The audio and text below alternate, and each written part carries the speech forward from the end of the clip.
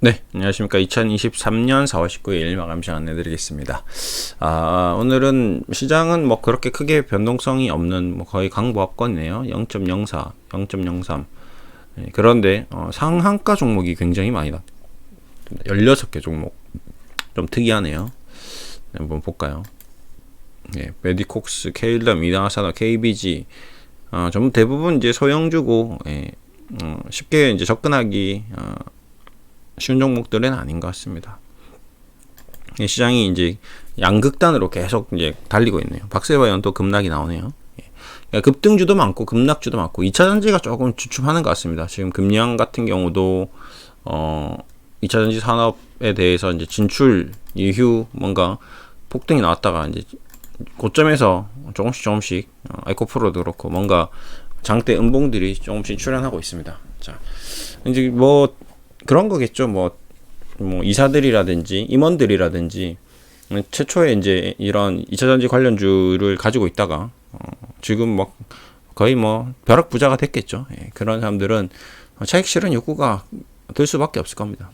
이제 퇴사하고 그냥 그 돈 가지고 뭐 2차전지 산업을 하나 다시 시작해도 될 정도로 주가가 많이 올라갔습니다. 예, 그렇기 때문에 제가 봤을 때는 이제 뭐 또 그런 모습도 나올 수 있을 것 같고요. 새로운 산업에 또 투자할 수 있을 것 같고, 어쨌든 차익 실현 욕구가 강하게 드는 어떤 그런 구간이다. 원래의 가치에 비해서 지금 뭐 미래 가치를 좀 어느 정도 충분히 반영된 가격이기 때문에 여기서 10년 뒤, 20년 뒤까지 내다보고 투자를 해서 결과물이 어떻게 나올지는 우리가 예측하기 힘들지 않겠습니까? 5년 정도 내다봤을 때 5년 정도의 가치는 충분히 반영된 가격들이다.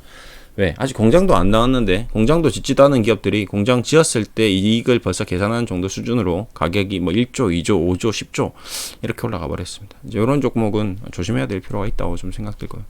로봇 관련 테마주들도 마찬가지 뭐 5천억, 1조 뭐 이렇게 올라갔는데 아직 제품도 안 나왔습니다. 예. 판매 제품도 없는데 바이오주처럼 올라가 버린 거죠. 바이오는 신약이 터지면 잭팟이 터져서 뭔가 그 다음 넥스트 스텝이 있는데 이쪽은 그런 한 방에 터지는 그게 아니거든요. 일반 제조업이고 그렇기 때문에 또 한번 또 눌림목이 올 수도 있겠다 이런 생각이 좀 드네요. 자, 그다음 두 번째로 오늘 최근에 이제 제가 화장품, 면세, 항공, 관광, 여행 뭐 이런 쪽 얘기를 좀 계속 드리고 있습니다. 그 중에 이제 특이한 점은 뭐 별로 없는 것 같고요. 제가 이제 좀 한 번씩 하면서 이제 주식을 이렇게 관심 있게 좀 볼 때 좀 더 관심 있게 보기 위해서 기준가를 설정하는 작업을 좀 합니다. 지금 요번에 한번 종목들을 기준가를 한번 설정하는 시간을 갖도록 하겠습니다. 네, LG생활 오늘자 이제 4월 19일 얼마 전에 이제 박셀바이오 그다음에 시즌 이런 아이들을 기준가 설정해보고 보니까 나중에 박셀바이오가 100% 올라갔잖아요. 이제 이런 것처럼 한번 뭐가 좀 많이 올라가나 어떤 스타일의 종목이 움직임이 크나 뭐 이런 것들을 한번 체크해 보도록 하겠습니다. 67만 4천원. 네. 그 다음에 대한항공이 23,500원. 얘네들은 일단 그래도 시가총이 어느 정도 되는 아이들입니다. 재무가 되고 좀 시총이 작고 회사 규모가 작은 아이들은 다 빼버렸어요. 많은 거죠. 호텔신라 86,800원. 이런 걸 해놓으면 이제 한 일주일 정도 지나면 얘네들의 가치가 어떻게 바뀌고 있는지 좀 더 일목요연하게 좀 볼 수 있죠. 생각보다 얘네들은 움직임이 훨씬 더 약하구나. 얘네들은 동일 시간 동안 같은 업종인데 왜 이렇게 세게 올라오지? 이제 이런 것들이 눈에 이제 확 들어올 수 있습니다. 주식이 재밌죠. 15,150원. 똑같은 주식인데 똑같은 업종인데 어떻게 이렇게 크게 차이가 날까? 이제 그런 생각이 들 정도로 확연하게 구분이 될 겁니다. 16,500원. 그리고 약간 업종별로 조금 나눌게요. 지금 좀 중구난방 돼 있으니까요. 롯데 관광개발도 뭐 사업의 지속성에 대한 의구심이 든다. 뭐 이상한 리포트가 나오면서 주가가 폭락했는데요. 이제 이런 것들도 나중에 정상화될 때 이제 크게 움직일 수 있겠죠. AK이노엔 이쪽도 실적이 괜찮은데 이제 시총이 좀 높긴 하죠. 얘네들은 성장성에 대한 기대감이 있으나 어느 정도 그 기대감이 주가에 또 반영된 종목이다. 하나 더 하나투어는 외국인이 우리 쪽으로 들어오는 것보다 우리가 외국으로 나갈 때 수혜를 많이 받죠. 예. 한국콜마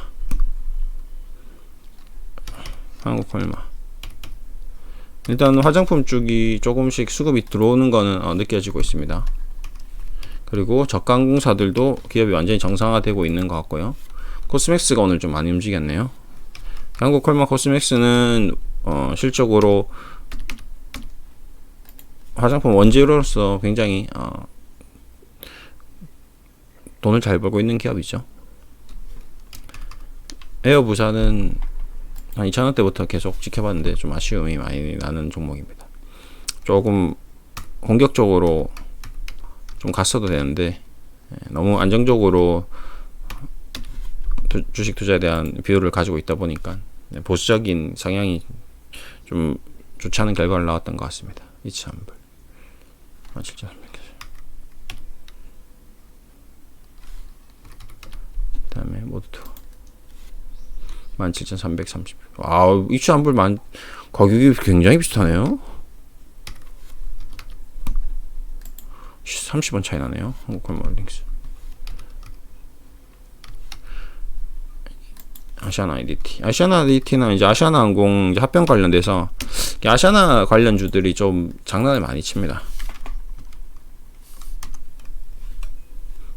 이게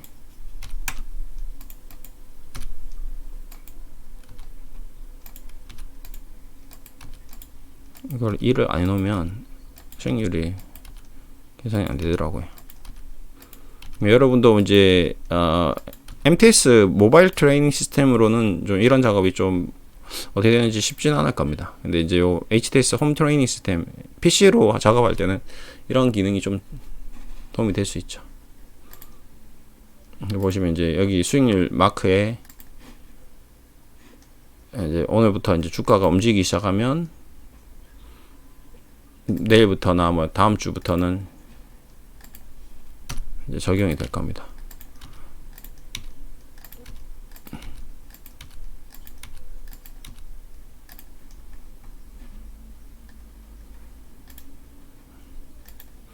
자, 이제 0%로 이제 오늘 출발합니다. 2023년 4월 19일부터 이제 얘네들이 어떻게 변하는지 좀 보고요. 그다음에 업종으로 조금 구별하겠습니다. LG생활건강, 아모레퍼시픽은 좀 화장품 쪽이죠. 그 다음에 그게 없네요. 면세, 헌텐실, 강원랜드는 그래도 카지노 쪽으로 좀 편입하겠습니다. 제주항공 항공주 쪽으로 빼고요. 그 다음에 파라다이스계, 아시아나항공 빼고, 키노인의 화장품은 화장품대로 좀 빼고,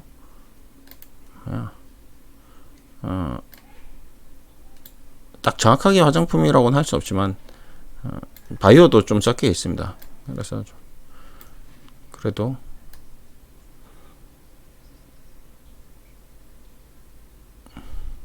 그 다음에 모드투어, 하나투어, 진에어, 부산에어, 티웨이, 이치한불, 화장품,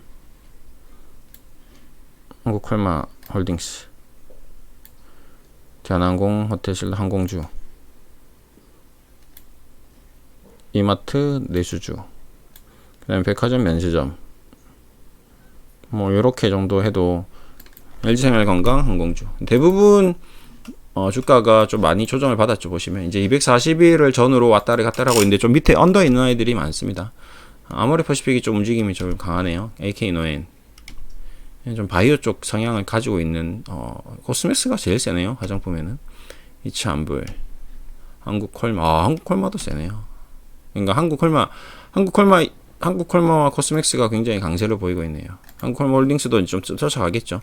한국콜마와 한국콜마 홀딩스 이렇게 보시면 됩니다. 에코프로와 에코프로 BM, 에코프로 BM이 한국콜마고 에코프로가 한국콜마 홀딩스입니다. 그러니까 에코프로 홀딩스라고 원래 이름 지었다면 좀 더 이해가 빠르겠죠. 근데 에코프로가 10만에서 60만, 70만, 80만 원까지 이번 달 한 3개월 만에 올라갔거든요. 장난치는 거죠. 그 다음에 호텔신라. 그 다음에 면세점 중에서는 호텔신라가 제일 지금 세게 나오고 있습니다. 완전 V자 반등했죠. 롯데쇼핑, 그 다음에 신세계, 현대백화점, 이마트는 완전 내수기 때문에 좀 주춤하고 있는 것 같고요. 강원랜드도 이마트나 강원랜드 좀 같은 맥락으로 같은 카지노지만 내수 쪽으로 보는. 파라다이스, GKL, GKL도 세네요. 롯데관광 이쪽은 이제 해외 외국인 전용 카지노 쪽으로 좀 봐야 될 것 같고, 하나 투어, 모두 투어, 그 다음에 뭐 레드캡 투어, 그 다음에 노랑풍선인가요? 노랑풍선이겠네요. 레드캡 투어는 좀 약간 같은 여행주인데도 좀 이상하게 움직이다. 레드캡 투어 한번 보겠습니다. 그 다음에 노랑풍선도 한번 보겠습니다. 어떻게 움직이는지 한번 볼 필요는 있으니까요. 예, 조금 그냥 궤를 좀 달리하긴 하죠. 노랑풍선 같은 게 최근에 엄청나게 광고를 많이 하고 TV에 많이 나오더라고요. 이제 이런 것들을 좀 포착해서 또 갑자기 시세를 한번 낼 수도 있겠죠. 예, 근데 이제 재무는 안 좋습니다. 노랑풍선하고 특이하게 한번 넣어보겠습니다. 레드캡 투어하고 노랑풍선도 얼마지? 레드캡 투어 18,250원. 아마 레드캡 투어는 많이 안 올라갈 거예요. 얘는 배당주 쪽으로 편입되어서 잘 안 올라가더라고요. 의외로 이제 노랑풍선 같은 게 갑자기 실적이 급격히 좋아지면서 좀 퀀텀 점프를 할 가능성이 좀 있습니다. 이런 것들을 좀 유심히 볼 필요가 있겠죠. 레드캡 투어는 왜 좀 수익률이 왜 저렇게 나오지?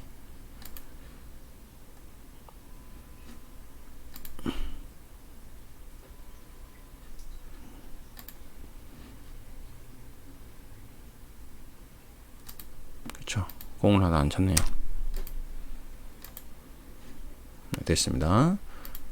그 다음에 뭐 투어 지네요. 이제 항공주 쪽은 아마 실적이 뭐 여행사만큼이나 좀 좋게 나올 것 같습니다. 1분기 이제 실적 나오고 나서 한 번 더 치고 나가는 모습을 보일 수 있겠죠. 이제 그거를 이용하면 움직임이 상당히 좀 좋을 수 있을 것 같습니다. 아시아나 IDT, 아시아나항공은 이제 합병되면서 대한항공으로 들어가면서 인수된, 어차피 뭐 거의 합병이 완료되는 쪽으로 지금 보고 있는데 한번 또 시세를 낼 수 있는 거죠. 예, 제주항공은 뭐 특별한 게 없는 것 같고, 예, 그 다음에 에어부산도 아시아나항공, 아시아나 IDT 이쪽 라인입니다. 그래서 에어부산을 정말 진짜 집중해서 보고 있었는데 놓친 게 너무 아쉬웠었는데 한 번 더 시세를 내지 않을까 뭐 이런 생각을 좀 하고 있고요. 항공주 쪽도 좀 유심히 볼 필요가 있고, 어쨌든 이제 한번 한 뭐 일주일마다 한 번씩 들여다 보겠습니다. 수익률이 어떻게 계속 변하는지 이런 것들을 보면서 같은 업종 내에서도 많이 빠지는구나, 같은 업종 내에서도 더 많이 치고 나가는구나, 이런 걸 확인하면서 좀 더 치고 나가는 아이들이 시세를 더 많이 내는 경우가 있으니까요.